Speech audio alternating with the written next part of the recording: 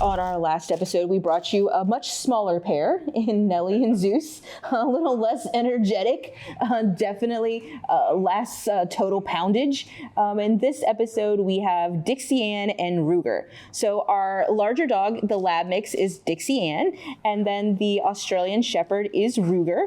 And they came to us through the health of their owner. Their owner was having some health issues and unable to care for them. So they're here looking for another chance at a forever home. They are definitely super filled with energy.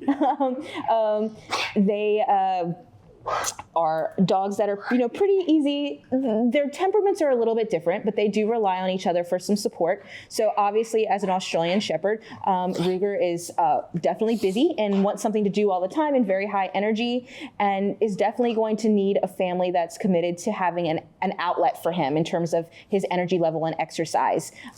They are dogs that are meant to herd and work, and so they need some sort of activity to fill that space. Otherwise, they start to herd your children or your other animals and things like that. So definitely being aware of that. He is a little bit less good with his leash manners and things like that. And then you have Dixie Ann, who is a little bit more relaxed. She walks really nice. All the kennel techs talk about how easy she is to go out on her potty walks, just kind of chilling out. And he tends to rely on her for emotional support. They are housed together. But definitely have some differences. Whereas she, super easygoing, but doesn't necessarily like to share her high value treats with Ruger. She's like, those are mine. Stay away from my Kong. We're not sharing. Just being aware that they both have the individual things that they need to work on, but they're a great pair together.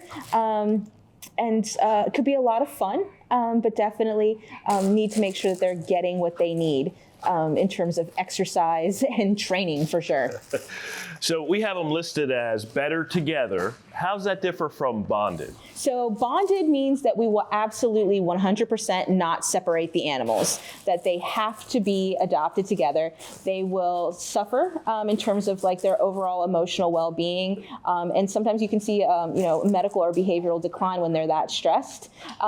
Whereas better together means that we would prefer that they be adopted as a pair, but it's not a requirement. We often see this listing on cats that have lived together for a long time. And so we're making that assessment because these guys have always lived together. And we have noticed that Ruger does rely on Dixie Ann for some emotional support. But we did not list them as bonded because we are noticing the longer they're here, the more independent he is becoming. He's relying on her less, and she's kind of like indifferent to him a little bit. But we do think that if you're going to separate them, that Ruger would be better suited to live in a home with another dog, so that he can get some support from another canine friend, whereas Dixie Ann is going to be perfectly content to be by herself. So that's something to think about. Two different energy levels, but as you can see, they can wear each other out. That's the benefit of getting two.